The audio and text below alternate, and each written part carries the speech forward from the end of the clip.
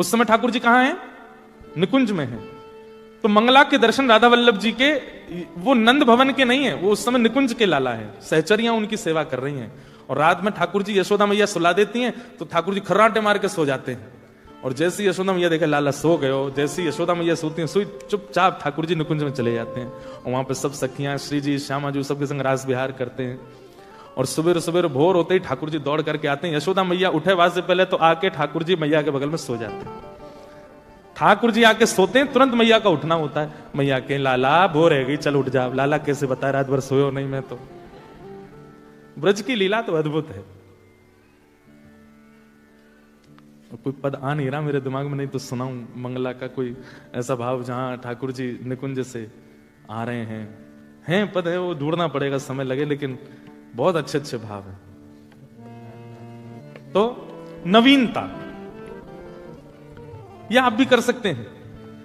रात्रि में शयन कराए ठाकुर जी को, तो शयन कराते समय विचार करो, ठाकुर जी आज जैसे कौन सी लीला में जाओगे, सेवा का चिंतन करते हुए शयन करा दो और फिर विचार करो आज कौन सी लीला होगी, आज कहां जाएंगे ठाकुर जी। अच्छा, और फिर सवेरे ठाकुर जी को वही भाव धारण करा के मंगला कर दो। ठाकुर जी धीमे धीमे धीमे आपके भावों को ऐसे स्वीकार करेंगे, आप जो विचार करेंगे रात में ठाकुर जी वैसे ही लीला प्रकट कर देंगे। कभी स्वप्न में वो भाव दिखने लगेगा, कभी विचारों में वो भाव दिखने लगेगा। सेवा की बड़ी अद्भुत पद्धति है। हमारे जगन्नाथ महाप्रभु, पूरी दुनिया में ठाकुर जी का बड़ा श्रृंगार सवेरे होता है। जैसे राधा रमण जी जाओ, राधा वल्लभ जी, बिहारी जी जाओ, तो सुबह सुबह श्रृंगार आरती जब होती है तब ठाकुर जी पूरा श्रृंगार कर लेते हैं, मुकुट से लेकर के पैर तक का। शयन आरती में लगभग सारे मंदिरों में श्रृंगार घट जाता है। ठाकुर जी की पाग हल्की कर देते हैं, पोशाक हल्की कर देते हैं, आभूषण हल्के कर देते हैं। पर जगन्नाथपुरी में उल्टा है। जगन्नाथपुरी में शयन श्रृंगार का नाम ही है बड़ श्रृंगार, बड़ा श्रृंगार। इतने पुष्प पहनते हैं ठाकुर जी, यहां पे आंखों पर, मुख पर, हाथ पर, सब जगह पुष्प ही पुष्प। इतना अद्भुत श्रृंगार होता है ठाकुर जी का। मैंने पूछा कि भैया ये जगन्नाथ जी को पूरे दिन तो हल्के हल्के श्रृंगार, रात में इतना भारी श्रृंगार करके क्यों सुलाते हो? अब आपको कोई हार पहना दे, गले में बिल्कुल यहाँ पे वो पहना दे, पूरी चूड़ियां पहना दे, माताओं को गले पैरों में पाजेब पहना दे, कमर में कौंदरी, अब सो जाओ, ऐसे कौन सोता है? भाइयों को कहे टाई लगा लो, कोट पहन लो, नीचे पजामा पहन लो, मोजे पहन लो, शूज पहन, अब सो जाओ, ऐसे कौन सोता है? ये तो नियम है कि भाई हल्के वस्त्रों में ही सोया जाता है। पर जगन्नाथ जी इतना श्रृंगार करके क्यों सोते हैं? तो पुजारी जी बोले अंदर की बात है। कपाट बंद करते ही ठाकुर जी भाग जाते हैं। बोले कहां? बोले वृंदावन जाते हैं रास करने के लिए। तो मैंने कि रास तो सारे ठाकुर जी करते हैं। राधा रमण जी भी कपाट बंद होने के बाद रास में चले जाते हैं, राधा वल्लभ जी रास में जाते हैं, बिहारी जी भी रास में जाते हैं, उनका तो इतना श्रृंगार होता नहीं। तो पुजारी जी कितनी अच्छी बात बोले कि जो जगन्नाथपुरी में ठाकुर जी है ना, वो प्रेम विगलित ठाकुर, पिघले हुए ठाकुर जी, उनके हाथ नहीं है, उनके पैर नहीं है, उनके मुख नहीं है। तो बोले राधा रमण, राधा वल्लभ, बिहारी जी आदि इन सबके तो हाथ हैं। कपाट बंद करके पुजारी गए, ये खुद ही अपने सिर कानन में कुंडल पहन लेते हैं, सिर पे मुकुट पहन लेते हैं, गले में हार पहन लेते हैं, कड़ूला पहन के, पाजेब पहन के भागते हैं रास में। पर हमारे जगन्नाथ जी के हाथ पाम नहीं है, इसलिए पुजारी श्रृंगार करके इनको शयन में भेजते हैं। जाओ अब रास में जाओ। नवीनता, सेवा में कुछ नया लाया कीजिए। जैसे रसोई घर में काम करने वाली माताएं, घर संभालने वाली माताएं हर दिन कुछ नया बनाती हैं, बच्चे को प्रिय लगे, पति को प्रिय लगे। ऐसी सेवा में भी सेवकों को नवीनता लानी चाहिए। ऑफरिंग, प्रस्तुतिकरण, उससे ठाकुर जी प्रसन्न होते हैं। तो वृत्रासुर की स्तुति में विशेषता यह है कि सामान्य स्तुति नहीं है, कुछ अद्भुत है। क्या कह रहा है वृत्रासुर? अहम हरे तव पादैकमूल दासानुदासो भवतास्मि भूय मनस्मरेता सुपतेर्गुणांस्ते गृणीतवा कर्म करोतु काय। ध्यान से सुनो। बैठ गया वृत्रासुर और ठाकुर जी से कहा, हे हरि, मुझे आपके चरणार विंद नहीं चाहिए। लो, सब तो ये कहते हैं कि हरि जी माने चाकर राखो जी, मीराबाई कहती हैं। चाकर रहसूं, बाग लगासूं, नित उठ दर्शन पासूं, वृंदावन की कुंज गलिन में हरि की लीला गासूं, श्याम माने चाकर राखो जी। मीराबाई कहती मुझे आप अपने यहां नौकरी दे दो, मैं आपके चरण दबाऊंगी, वृंदावन की सफाई करूंगी, पुष्प बंगले लगाऊंगी, खूब बढ़िया आनंद कराऊंगी, नाथ मुझे चाकर दे दो, चाकरी दे दो। लेकिन यहां पर वृत्रासुर क्या कह रहा है, ठाकुर जी मुझे आपके चरण नहीं चाहिए। लो, यहीं ठाकुर जी के कान खड़े हो गए। बोले सब ने ये गाया कि नाथ आपके चरण दे दो, आपकी शरण दे दो, आपका सानिध्य दे दो। ये पहला वक्त आया। यहीं से पता चलता है कि ऑफरिंग ही खींच रही है ठाकुर जी को, प्रस्तुतिकरण ही अलग है। भगवान मानो आकाश से देख रहे हो, मेरे चरण नहीं चाहिए तो फिर क्या चाहिए? वृत्रासुर कहता पहले वचन दो, जो मांगूंगा सो दोगे। भगवान बोले अब तो देना पड़ेगा भाई, कुछ नया बोल रहा है, मांग क्या चाहिए? हमारे नहीं चाहिए। अच्छा जरूर लक्ष्मी जी के चरण चाहिए होंगे, हम धन है ना, साक्षात लक्ष्मी वही चाहिए होंगी तुझे। क्या चाहिए बता?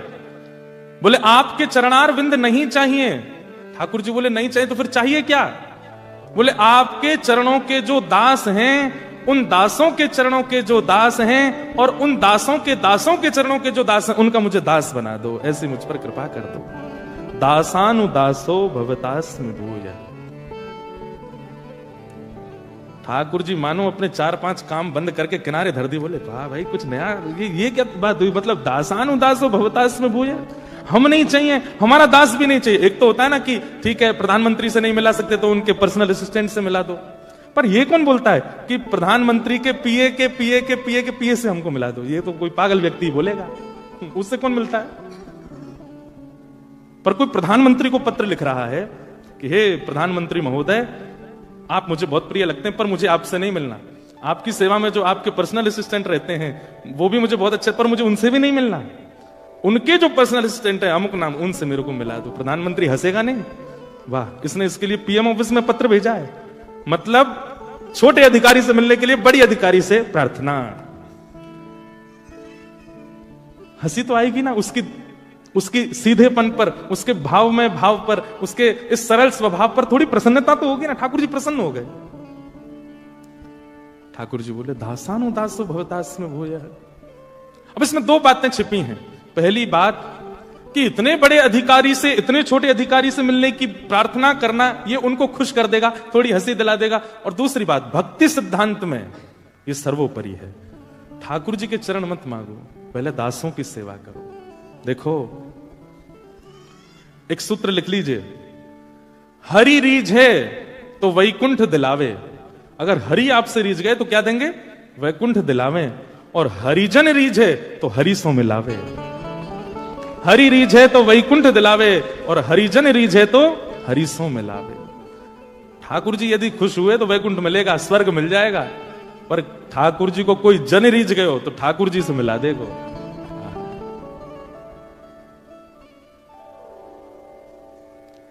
दासानुदासो भवतास्मि भूय। मुझे आपका नहीं, आपके चरणों में रहने वाले दासों के दासों का दास मुझे बना दो, ये कृपा मुझ पर कर दो नाथ। ये भक्ति का सिद्धांत है। हरि सेवा बाद की वस्तु है, पहले हरिजनों की सेवा, हरि भक्तों की सेवा वो पहले कर लो।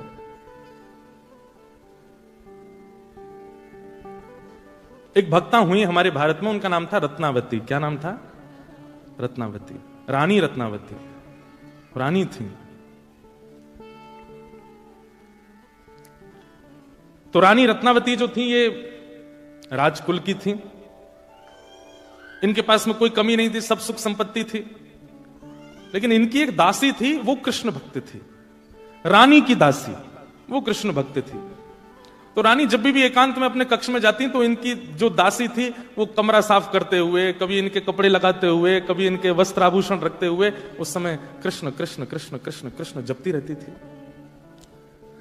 रानी कृष्ण से परिचित नहीं थी, लेकिन दासी के मुख से जो कृष्ण शब्द का उच्चारण होता था उससे रानी को बहुत सुख मिलता था।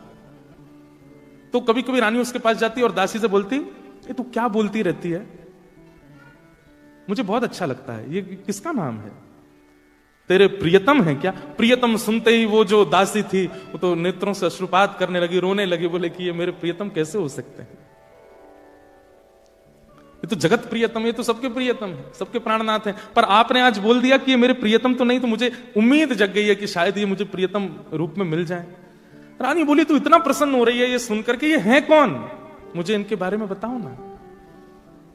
पर वो जो दासी थी वो बस कार्य करते हुए निकल जाती, नहीं बताती कि कृष्ण कौन है। प्यासे को पानी ना पिलाओ तो जल की महिमा, जल की उपमा और तीव्र हो जाती है, मिलन की चाह और ज्यादा हो जाती है। रानी व्याकुल हो गई। अब तो वो यही सोचती रहती है, कौन है ये मुझे बताती क्यों नहीं है। कभी फिर पकड़ लेती है, तूने बताया नहीं उस दिन ये कृष्ण है कौन। तो दासी बोली, आपको जान के क्या करना है। बोले कि मैं रानी हूं, मैं चाहे जो जान सकती हूं। बोले ठीक है, परंतु कृष्ण से हो क्या रहा है, ये नाम सुन के आपको कुछ अनुभव होता है। बोले अनुभव तो कुछ नहीं होता, पर बस अच्छा लगता है जब तू बोलती है और बोलते हुए काम करती है, मुझे अच्छा लगता है, इसलिए मेरी इच्छा है जानने की ये कौन है। रानी ने लीलाएं सुनाई कि वही ब्रजेंद्र नंदन, नंद नंदन, यशोदा मैया के लाला श्री कृष्ण हैं, जो ऐसी लीला करते हैं। आदि आदि सब लीलाएं सुनाई। लीला सुनकर के वो रानी बड़ी खुश होती है। अब तो वो पूरे दिन चिंतन करती है, अच्छा ऐसे माखन खाते हैं, ऐसे गोपियों के यहां जाते हैं, ऐसे भाव रखते हैं। 2-4 दिन तो रानी को अच्छा लगा। फिर रानी कहने लगी, मेरे को इससे संतुष्टि नहीं हो रही, अब मेरे को कुछ और जानना है, मुझे कुछ और बताओ, मेरे को व्याकुलता हो रही है, इनसे मुझे मिलना है। कैसे संभव होगा। देखो, एक दासी के प्रति दासत्व का भाव ले आई है रानी, तो जीवन में ठाकुर जी आ रहे हैं। भगवत भक्त की जाति नहीं होती, भगवत भक्त की पदवी नहीं होती। भगवत भक्त तो भक्त होता है, चाहे वो ब्राह्मण हो, चाहे वो क्षत्रिय हो, चाहे वो विदेशी हो, चाहे वो देसी हो, वो भक्त ही होता है। उसकी शरण ले लो, उससे भगवत प्राप्ति निश्चित है। वृत्रासुर ने अपने प्रथम श्लोक में भक्ति का सूत्र बताया। ठाकुर जी नहीं, ठाकुर जी के चरणन को दास बनो, दासों के दास बनो। रानी कहती, मेरे मन को संतुष्टि नहीं हो रही है, और कुछ बताओ। तो एक दिन दासी ठाकुर जी का ललित त्रिभंगी स्वरूप लेकर के आई और रानी की सेवा में ठाकुर जी पधरा दिए। बोले कि अब इनकी सेवा प्रारंभ कीजिए, उससे सुख मिलेगा। पहले कथा जीवन में आती है, फिर सेवा जीवन में आती है। सेवा जीवन में आ गई, अब तो रोज श्रृंगार करती हैं, रोज सजाती हैं। पहले जीवन में कथा आती है, कथा सुनते सुनते फिर भगवत भक्त जीवन में आते हैं, ठाकुर जी के भक्त जीवन में आने लगेंगे। भक्त के आने के बाद फिर ठाकुर जी की सेवा जीवन में आती है, और सेवा आने के बाद फिर धाम में रहने की इच्छा आती है कि अब तो बस सब कल हम आए एयरपोर्ट पे ही 2-4 सब वैष्णव सब, महाराज जी हमको आप कैसे भी वृंदावन पहुंचो, ऐसी प्रार्थना करो कि वृंदावन का अखंड वास हो जाए। अब ऑस्ट्रेलिया बढ़िया नहीं लग रहा है, सुहा नहीं रहा है। देखो पहले तो भारत छोड़ के यहां आ गए, अब यहां से वापस जाना है। लेकिन व्रज धाम में अखंड वास करने की ये निष्ठा, ये क्रम होता है, ये इच्छा प्रकट होना, ये भी भगवत कृपा है। धाम में इसलिए नहीं, यहां जैसी फैसिलिटी नहीं है, यहां जैसी सुख सुविधाएं नहीं है धाम में, लेकिन फिर भी आप सब तज के वृंदावन वास की इच्छा रखते हो। एक बात हम बोल दें, इतनी सुविधाओं में रह करके भी ऐसे स्थान पर रहने की इच्छा प्रकट होना एक प्रकार से मानसिक ब्रजधाम निवास ही है। मन से तो आप ब्रजधाम के ही हो। मीराबाई के पास में सब कुछ था, पर वो सब कुछ रहते हुए भी यही सोचती थी कि बाला मैं बैरागण होंगी, जिन भेषा मारो सांवरो रीछ है, मैं सो ही भेष धरूंगी, बाला मैं बैरागण होंगी। यहां रहते हुए भी मन में इच्छा होती है कि हम बरसाने बस जाएं, वृंदावन बस जाएं, धाम निवास हो जाए, यमुना पुलिन पर रहने लग जाएं। इतनी व्यवस्थाओं के बाद भी ब्रज की इच्छा, ये भगवत कृपा ही है। में लोग बड़े एटिकेट से रहते हैं, सीधे बैठते हैं, सीधे चलते हैं, सीधे खाते हैं, सरवट भी नहीं आनी चाहिए, ऐसे कपड़े पहनते हैं, जिम वगैरह जाते हैं, फिजिक बनाते हैं, सीधे साधे। फिर उन लोगों की प्रशंसा होती है, देखो इनके बैठने का ढंग, चलने का, उठने का, सब कितना बढ़िया व्यवस्थित है। हमारे ठाकुर जी सोते भी ऐसे हैं, उठते भी ऐसे, खाते भी ऐसे ही हैं। अब राधा रमन राधा वल्लभ जी ऐसे ही रहते हैं, बदलते थोड़ी हैं, पूरे दिन टेढ़े ही रहते हैं। और फिर भी देखो हजारों लाखों नावती के जीवन में ठाकुर जी आ गए। बहुत ध्यान से सुनो, पहले नाम आया, एक दासी के मुख से नाम सुना, नाम के बाद कथा आई, और कथा के बाद सेवा आई। क्योंकि जो नाम सुख दे रहा था, अब नाम से वो सुख पूर्ण हो गया, तो अब कथा से सुख मिलने लगा, कथा के बाद अब सेवा सुख देने लगी। लेकिन ध्यान रखिए, भक्ति जिसके जीवन में होती है उसको कभी संतोष नहीं होता। नेक सुन लो भैया, कथा को सुन लो, नेक इधर देख लो। हम बहुत थके, सच बता रहे हैं, इतनी थकान है फिर भी हम कर रहे हैं आप लोगों के लिए आए ना, सुन लो। आपको क्या करना, बैठ के सुनना है, बस सुन लो। तो लिख लीजिएगा, जिस भक्त को अपनी भक्ति में, चाहे वो भक्ति नाम की हो, चाहे वो भक्ति कथा की हो, चाहे वो सेवा की हो, चाहे वो स्वरूप की हो, चाहे वो परिक्रमा की हो, चाहे वो एकादशी की हो, अगर अपनी भक्ति से आप संतुष्ट होते हो तो इसका मतलब है कि आप भक्त हो ही नहीं। भक्त को संतुष्टि नहीं होती, वो कितना भी कर ले उसको फिर भी रहता कुछ रह गया है, अभी कुछ अपूर्णता रह गई है, अभी कहीं मेरी कमी चल रही है, अभी शायद हुआ नहीं है। जैसे प्रेमी, वो अपने प्रियतम को या अपनी प्रियतमा को कुछ भी दे दे, अगर उसको ये लगता है मैंने बहुत दे दिया, इसका मतलब है उसका प्रेम है नहीं। लड़ाइयां ही इसीलिए होती हैं दोनों कपल्स में कि वो गिना देते हैं कि हमने तुमको ये दिया, तुम्हारे लिए ये किया, तुम्हारे लिए, अच्छा गिना रहे हो, लेकिन आपका प्रियतम या आपकी प्रियतमा बस करती जाए या करता जाए और कभी गिनाए ना, और उसको तब भी ये लगे मैंने तो अभी कुछ किया ही नहीं तुम्हारे लिए, वही तो प्रेम होता है। ऐसे ही आप एकादशी हर साल सारे महीने की एकादशी करते हो, लेकिन आप साल के अंत में एकादशी करते समय खुश हो जाते हो, इस साल एक भी एकादशी का नियम नहीं टूटा, बड़ा अच्छा हुआ। इसका मतलब कहीं दोष है, आपको संतुष्टि क्यों हुई?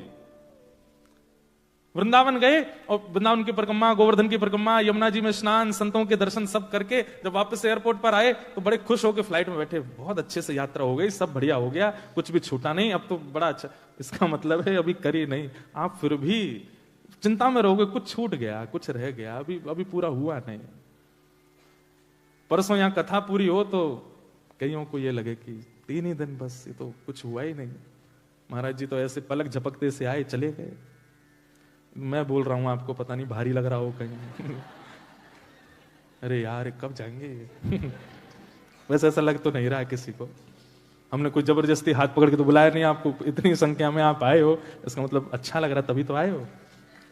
तो भक्त को कभी अपनी क्रिया से पूर्णता का अनुभव नहीं होता, संतुष्टि नहीं। एक बात याद रखिएगा, संसार की हर क्रिया में संतुष्टि रखो, संतोष कर लो, जितना किया बहुत है, और भजन में सदैव असंतुष्ट रहो। चाहे जितने श्रृंगार कर लो ठाकुर जी का, सब आगे कह जा, अरे तुम्हारे ठाकुर जी तो बहुत ही बढ़िया लग रहे हैं, अभी कमी रहे, कुछ तो रह गया अभी।